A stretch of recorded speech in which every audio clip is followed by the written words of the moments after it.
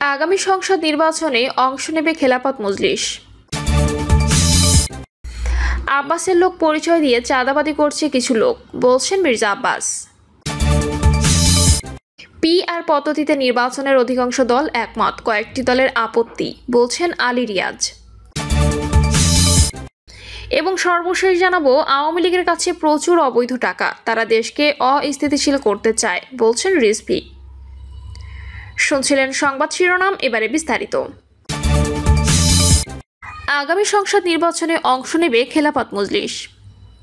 আসন্ন ত্রয়োদশ জাতীয় সংসদ নির্বাচনে অংশগ্রহণের ঘোষণা দিয়েছে বাংলাদেশ খেলাফত মজলিস।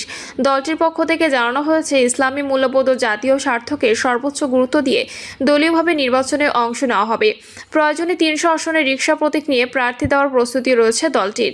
ব্রিফিংয়ে মাওলানা মামুনুল হক বলেন, জুলাই আগস্টে রক্তক্ষয়ী গণ আন্দোলনের মধ্য দিয়ে ফ্যাসিবাদ পতিত হয়েছে এবং 2024 সালের 8ই আগস্ট অন্তর্বর্তী সরকার দায়িত্ব নিয়েছে। বিগত 15 বছর ধরে যারা রাষ্ট্রীয় নিপীড়নের শিকার, বাংলাদেশ খেলাফত মজলিস তাদের অন্যতম।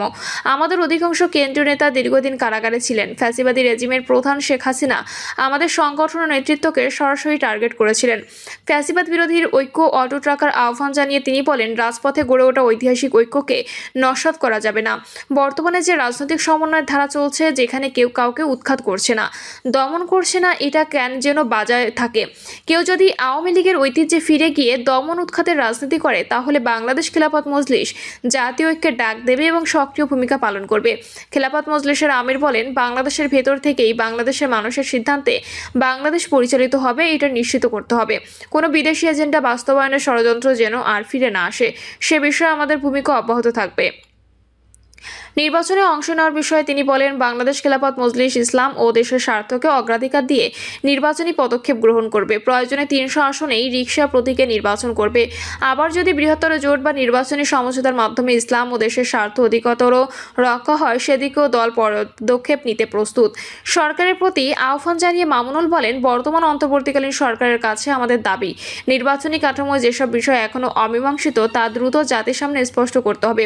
সংসদে দ্বিকক্ষীয় কাঠামোর বিষয়ে ঐক্যমত থাকলেও উচ্চকক্ষ নিম্নকক্ষ কিভাবে গঠিত হবে সে বিষয়ে এখনও সিদ্ধান্ত প্রয়োজন। পিআর সিস্টেম সম্পর্কে খেলাফত মজলিসের অবস্থান তুলে ধরে তিনি বলেন, আমরা আংশিক পিআর সিস্টেম চাই। বর্তমান অবস্থায় সংখ্যাগরিষ্ঠের মতামতের প্রকৃত প্রতিফলন ঘটে না, তাই ন্যায্য ও অন্তর্ভুক্তিমূলক প্রতিনিধি নির্বাচনে আংশিক পিআর সিস্টেম নিম্নকক্ষে ও পূর্ণ পিআর সিস্টেম উচ্চকক্ষে চালু করা প্রয়োজন। খেলাফত মজলিসের এই নেতা বলেন, বাংলাদেশ খেলাফত মজলিস বিশ্বাস করে দেশের স্বার্থে একটি শক্তিশালী ও গঠনমূলক বিরোধী দল থাকা প্রয়োজন। বিরোধী দলকে নিশ্চিহ্ন করার রাজনীতি বাংলাদেশে চলবে না, ইনশাল্লাহ। সাংবাদিকদের এক প্রশ্নের জবাবে তিনি বলেন, বাংলাদেশ খেলাফত মজলিস ঐতিহ্যগতভাবে ইসলামী ঐক্যকামী শক্তি। প্রতিষ্ঠার পরপরই দল বৃহত্তর ইসলামী জোট গঠন করেছিল। আজও আমরা সেই ঐতিহ্য ধারণ করি। স্থানীয় নির্বাচনের বিষয়ে তিনি বলেন, স্থানীয় নির্বাচনও হতে হবে জাতীয় রাজনৈতিক ঐক্যমত্যের ভিত্তিতে। আব্বাসের লোক পরিচয় দিয়ে চাঁদাবাজি করছে কিছু লোক, বলছেন মির্জা আব্বাস। বিএনপির সুনাম ক্ষুণ্ণ করতে ষড়যন্ত্র চলছে বলে অভিযোগ করেছে দলটির স্থায়ী কমিটির সদস্য মির্জা আব্বাস। তিনি বলেন, কিছু মহল নানা অপবাদ ও চক্রান্তের মাধ্যমে বিএনপিকে জনগণের চোখে হেয় করার অপচেষ্টা চালাচ্ছে। এসব ষড়যন্ত্র প্রতিহত করতে নেতাকর্মীদের সজাগ থাকার আহ্বান জানান তিনি। মির্জা আব্বাস বলেন, চাঁদাবাজি করে অন্য দলের লোক, নাম হয় বিএনপির। আমার এলাকায় কিছু লোক চাঁদাবাজি করছে, পরিচয় দিচ্ছে আব্বাসের লোক বলে। আমি পরিষ্কার করে বলছি, আমার কোনো ভাই, আত্মীয় স্বজন কিংবা সহকর্মী চাঁদাবাজ নয়। কেউ আমার নাম ভাঙিয়ে চাঁদাবাজি করলে তাকে ধরবেন, উত্তম মধ্যম দেবেন, তারপর পুলিশে সোপর্দ করবেন। মির্জা আব্বাস বলেন, চাঁদাবাজদের প্রতিরোধ করতে হবে। যদি সে বিএনপিরও হয়, তাকে ছাড় দেওয়া যাবে না, চাঁদাবাজকে প্রশ্রয় দেওয়া যাবে না। আমি কথাগুলো এই কারণে বললাম যে এখন আসছে দলের মধ্যে অনেকে হালুয়া রুটির ভাগ নিতে। পিআর পদ্ধতিতে নির্বাচনে অধিকাংশ দল একমত, কয়েকটি দলের আপত্তি, বলছেন আলী রিয়াজ।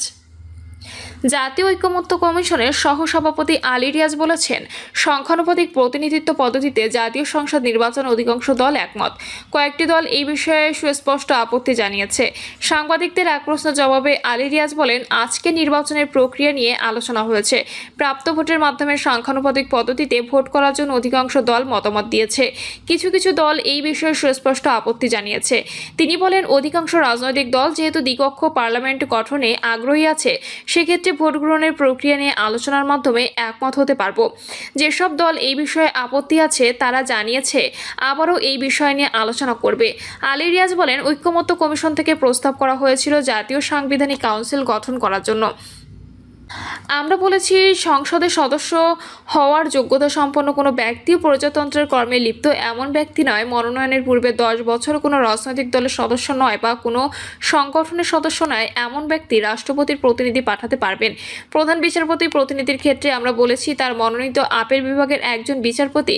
কাঠামো গঠন দিক থেকে এটাই আমরা প্রস্তাব করেছি। নিম্নকক্ষের স্পিকার এটাই সভাপতিত্ব করবেন। এ সময় একটি বিষয় আসছে, যখন সংসদ বহাল থাকবে না তার মানে তখন তত্ত্বাবধায়ক সরকার থাকবে, তখন কি হবে?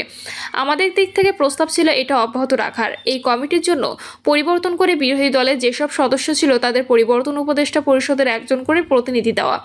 অধিকাংশ রাজনৈতিক দল যারা এই কমিটিকে সমর্থন করে তারা মনে করে তত্ত্বাবধায়ক সরকার থাকলে এই কমিটি বহাল রাখার প্রয়োজন নেই। প্রশ্ন ওঠে ওই সময় নির্বাচন কমিশনে কিভাবে নিয়োগ হবে? আলোচনা করে অনেকে প্রস্তাব করেছেন তত্ত্বাবধায়ক সরকারের হাতে সীমিতভাবে দেওয়া যায়, অন্য কমিশনে নিয়োগের ক্ষেত্রে তত্ত্বাবধায়কের হাতে ক্ষমতা থাকবে না।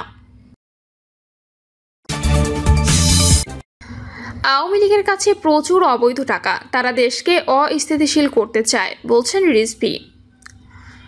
আওয়ামী লীগের কাছে প্রচুর পরিমাণ অবৈধ টাকা, সেই টাকা ব্যয় করে তারা দেশকে অস্থিতিশীল করতে চায় বলে মন্তব্য করেছেন বিএনপির সিনিয়র যুগ্ম মহাসচিব রুহুল কবির রিজভী। রাজধানীর নয়াপল্টনে বিএনপির কেন্দ্রীয় কার্যালয়ে এক জরুরি সংবাদ সম্মেলনে তিনি মন্তব্য করেন। রুহুল কবির রিজভী বলেন, বাংলাদেশের সরকার ও জনগণকে স্থিতিশীল রাখতে দিতে চায় না পতিত স্বৈরাচারী আওয়ামী লীগ। আওয়ামী লীগের এক নেতা কুমিল্লায় ধর্ষণ করে বিএনপির ওপর দায় চাপিয়ে দিচ্ছেন। হঠাৎ করে এমন ঘটনা ঘটছে না, ওরা একটা নেটওয়ার্ক তৈরির চেষ্টা করছে, কারণ ওদের কাছে আছে প্রচুর পরিমাণে অবৈধ টাকা। সেই টাকা ব্যয় করে তারা দেশকে অস্থিতিশীল করতে চায়। সরকারের উচিত ছিল এদের খুঁজে বের করে শাস্তির আওতায় আনা। সরকারের ধীর পদক্ষেপের কারণেই এমন ঘটনা ঘটছে। এ সময় মুরাদনগরের ঘটনায় দোষীদের দৃষ্টান্তমূলক শাস্তির দাবি জানান রিজভী। তিনি বলেন, ভোট, নির্বাচন এবং ক্ষমতায় আসার মধ্যে সীমাবদ্ধ ছিল না জুলাই গণঅভ্যুত্থান। আমাদের হয়তো কিছু কিছু বিষয়ে মনোমালিন্য থাকতে পারে, কিন্তু দেশের স্বার্থে সমস্ত গণতান্ত্রিক রাজনৈতিক দলকে একসঙ্গে থাকতে হবে, এক কাতারে থাকতে হবে, ক্ষমতায় এসে শহীদদের স্বপ্ন বাস্তবায়ন করতে হবে। রিজভী জানান, জুলাই গণঅভ্যুত্থান নিয়ে 1 জুলাই থেকে 6 আগস্ট পর্যন্ত বিএনপির কর্মসূচি থাকবে। অংশ নেবেন বিএনপির ভারপ্রাপ্ত চেয়ারম্যান তারেক রহমান। মধ্যরাতে শহীদ মিনারে ছাত্রদল ফুল দেবে। প্রিয় দর্শক, এই ছিল এখনকার সর্বশেষ সংবাদ। আপডেট সব সংবাদ পেতে চ্যানেলটি সাবস্ক্রাইব করে বেল আইকনটি ক্লিক করে রাখুন।